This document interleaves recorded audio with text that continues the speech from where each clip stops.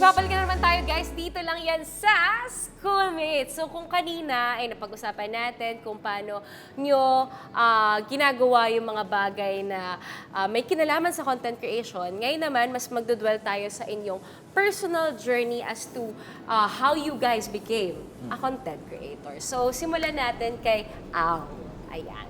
So would you mind sharing with us ang iyong experience? Sa una kasi, gusto ko lang naman talaga magkaroon ng passive income. No? Yung habang nagtatrabaho ka, tapos meron kang sideline, no? na nagbibideo ka, nagtuturo ka, na gano'n. Tapos kumikita ka rin as well. And then, hindi lang yon, helpful din sa mga estudyante ko na pwedeng ma-access nga. O kaya, mapuntahan lang yung aking mga video. Makatulong ko rin sa sarili ko yun. Kasi, hindi ako pagod, di ba?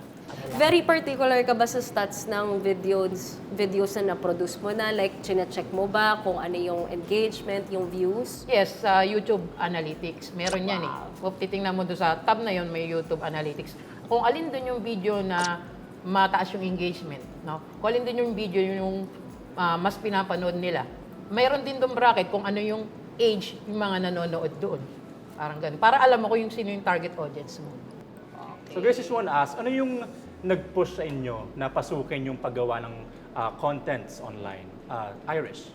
Nung senior high ako, I'm into theater arts, so nag-acting talaga ako. Wow.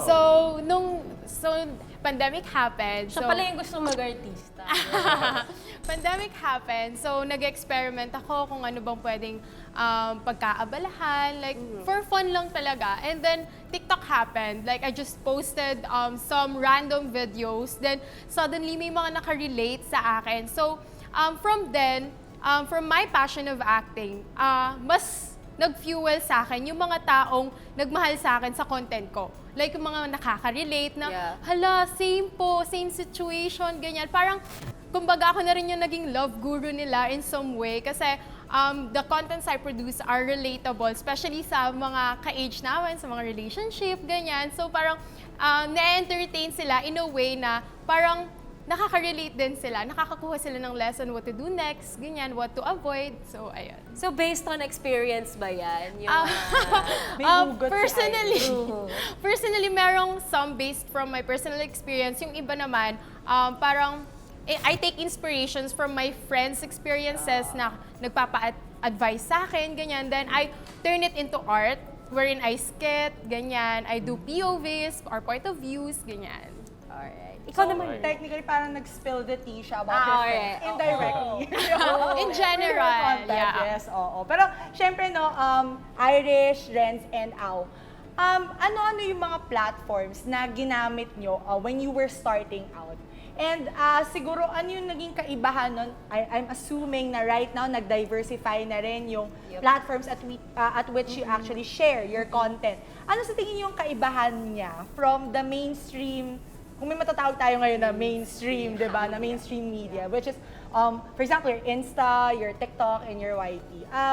Napaangat ba nito yung parang quality or the level at which you guys try to meet each release of your content? Siguro, start mo na ako kay Renz.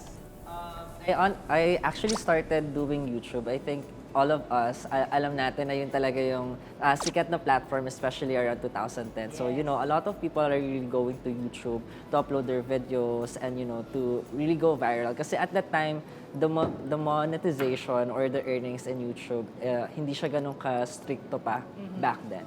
So parang as long as you get 1 million views, yung copyright before wasn't really that restricted. So parang lahat talagang tao were really trying to go into YouTube. Same goes with me. And I think the only difference is not a lot of people have the luxury to do so. Even if they're interested in content creation, wala silang camera, wala silang internet so that they cannot upload. But you know, a lot of people have a lot to share. And I think I'm one of them. I initially started, you know, uploading covers, singing videos on YouTube. Di kami naniniwala. Yeah. Sample. Pero eventually, parang I really try, kasi ako, I think I'm personally funny. Pero hindi ko siya, hindi ko, Natawa kami doon, Oo, syempre. di ba? yes, Pero hindi ko tama. siya mailabas sa camera. And I think Yes. sometimes it really depends on the upbringing din. Na even if we're very interested in doing something, hindi natin talaga mailabas. And I think as the platforms emerge, as a lot of platforms emerge, mas nagkakaroon na sila ng opportunity to really express themselves. Kasi I only have to do it like 30 to 60 seconds. So, mas nagkakaroon sila ng opportunity to really introduce themselves in the world of social media in a span of 60 seconds. And I think that's great. Kasi when you go to YouTube before, parang you need to have at least 5 to 10 minutes video. So, and sometimes talagang nakakaubos din ng creative juices. Correct. Siguro yung ano din, no, yung mga giants right now in the Yeah. different industries all started from YouTube. Definitely. So, lalo na sa gaming community, di ba? Super. Sila PewDiePie, yung mga, they just came out of it like a passion. Parang random lang, gusto ko na mag-share. Tapos biglang, di ba, it boomed. So, I guess it's also partly because Yeah. of the type of platform that you Correct. guys use. Irish, ikaw rin ba, did you start anywhere from these kinds Well, of platforms? personally, I was this playful talaga sa social media nung mga bata-bata pa ng onte. So, I really started sa YouTube. Like, I made mga konting contents, ganon, pero parang hindi siya for me sustainable kasi hindi ko siya talaga kailangan ng tutok. I'm still a student. So, parang hindi ko din siya natuloy.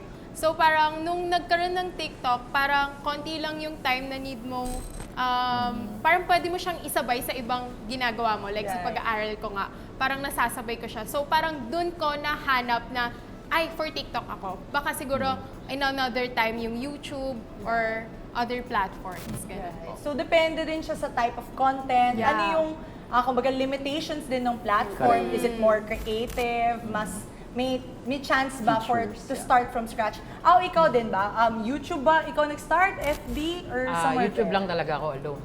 No? Hindi na ako napunta sa iba kasi doon lang ako na-monetize. Hanggang ngayon lang. 2 years na ako hindi nag-upload. No?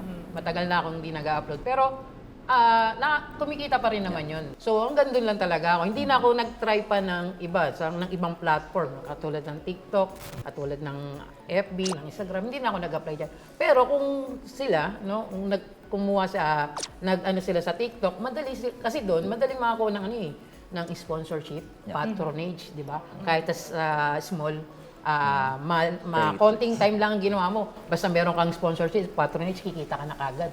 Di ba? Parang ganun. Ayan, so meron kaming ibibigay ng mga topics sa ating mga guests at kailangan lang nilang itaas ang kanilang mga placards whether they agree, like sign, or disagree, the dislike sign. So first topic, like or dislike sa mga commentary contents. Ayan, ito yung mga content na, alam mo na, yung may mga comment patungkol sa mga certain issues, societal issues, mga nag-viral. Okay. Renz, bakit? Well, honestly, just like what everyone have mentioned, we want education to be accessible as much as we can.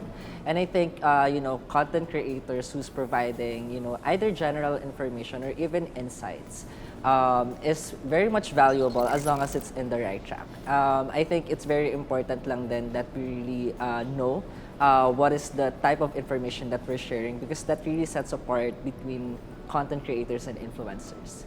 So when people tend to really share a lot of opinions or insights, they tend to become influencers instead of content creators because they're able to really influence other people's perspective about something or someone. So next ito, political content. Ito yung mga content, for example, na short vid campaigns ng mga politiko. Okay. Oh. Ayar? Ayun, Ayar? Yes. O, dahil naiiba Firm ka, siya, ba? Hindi, kasi mahalaga naman talaga na yung audience mo ma-educated, di ba? So, yung political na yan, nasa, pa rin yan sa mga nanonood pa rin yan No, kung misinformation ba yan or kung yan ba'y totoo o hindi, nasa audience yan. Pero okay sa akin yun, pag nila yung political affiliation nila or political na issues nila, sa akin, ayos lang yan. So saan nagde-depend yung like or dislike ninyo ng political content? Ako, honestly, I've actually worked with some political campaigns as a PR guy, And the reason why I'm neutral because I know naman that when it comes to platforms, when it comes to campaigning, let's say on a digital landscape, there are restrictions. So basically, these platforms already equip let's say the politicians to really share let's say their platforms in the much easier way na hindi mo pinopush sa mga tao because we're still users. We still have our own freedom to really choose whom we want to vote for. But I think them using the platform, really makes it somehow good at the same time bad because it really matters kung paano nga nila gagamitin yung platform, to use it for their campaign. Okay. Alright. Ito naman, since yung mga influencers or mga content creators, lagi silang nakakakuha ng collabs with different brands, different products. So, ano ang sa inyo, like or dislike sa honest product reviews? Like, Okay. Irish, parang feeling ko very perfect tong tanong na to. Kasi there are some products na sobrang galing lang nila kumuha ng mga influencers na for attention para kumita lang for the sole purpose of kumita pero walang substance talaga yung product na binibenta nila. Lurler. Yeah. So, influencers or content creators like yung mga beauty creators na nagre-review ng mga products for beauty products na talagang honest review, ganyan, na kung beneficial ba talaga siya because they do research talaga. So, parang as an audience, advantage na sa akin na, okay, nakapag-research na to. I trust him sa mga sinasabi niya. So, parang advantage din. So, super like talaga yung mga content creators na gumagawa ng mga honest reviews sa mga products. Alright. Okay. So about guys, yung mga for clout content. Yung mga content na for example, post na may caption na pag nag-like ka, may 5K ka sa GCash. Basta post ni Idol, share ko yan. oh yeah, I think I'll have to dislike that. Okay. So, Okay. sinong tatanungin natin? Aurelio? Parang Dislike talaga yung mga ganyang na mga ganyang content. No? Kasi parang nila yun style lang nila yun para mapanood pa rin yung iba katulad ni. Pwede ba mag-mention? Katulad ni. i-delete out na lang namin yan. Oo, may mga ganun. Parang nila yun, tactics nila yun, no? Para mas makuha mo pa yung ibang video nila, parang ganun. Style lang. Last na lang siguro, no, to sum up this game. How about yung mga content na may kinalaman sa social experiment? Let's say, for example, spooky contents, haunted contents, or di kaya yung mga, alam mo yung Ka-catcall mo, Yes. gano'n. Pero nalaglag ano siya, yung as pera, social tapos, experiment. yeah. I'm gonna have to be neutral about it. Neutral. Social experiment, guys. Is a yes or a no? Yes, pare-pares yung neutral. Yun, may kopyahan ba kayo? Copy-paste. Yeah. Renz, bakit? I mean, there's a lot of social experiment naman that's very touching. And you know that they're really doing it not to play around people's feelings, but to really send a message. And I think that's what's important. And unfortunately, there are content creators who does special, what do you call that, social experiment. But for the clout lang talaga. And sometimes they also tend to hurt a lot of people with what they're doing. And ngayon, posting content online is easier at ginagamit for promoting or contents and for clickbait. In your own experience, nangyari na ba ito sa inyo and how did you deal with it? Renz? Well, honestly, I think, as someone who works with content creators and influencers too, sometimes yung pagkakaroon ng, let's say, clickbaity na title or clickbaity na content is very much necessary because you really want to drive them to really watch your video or to really see your post. And yeah, I'm also one of the victims who've experienced clicking a certain article, a certain story, because it's really that much interesting. But there's always a good approach when it comes to really providing an engaging title or an engaging video title for your content. So I think it's very important lang din for us to really measure kung ano yung mga clickbaity titles that works and whatnot. So I think you don't subscribe to the parang clickbait kind of culture. Or- Yeah, I honestly don't because we can really be honest naman on what's the content that people are going to be expecting. Although it's really a strategy that most content creators implement ngayon. Right. So, for you guys, you don't create clickbaits. Pero yung pag-repost na, si influencer ganito, ginawa niya to. Parang feeling ko maraming mag-react about this pag nirepost ko. Kayo ba, would you do that? Ako po personally, na-experience ko na yung mismong video ko, nirepost. So parang content grabbing siya. Nirepost siya sa other platforms, which is Facebook. Kasi, let's accept it, magkaiba ang audience ng Facebook sa TikTok. So, Right. some audience from Facebook na may misunderstood yung mga contents na ginagawa ko. Like, they take it personally. Pero ako, skit yun, point of view yun. So, none of it is real.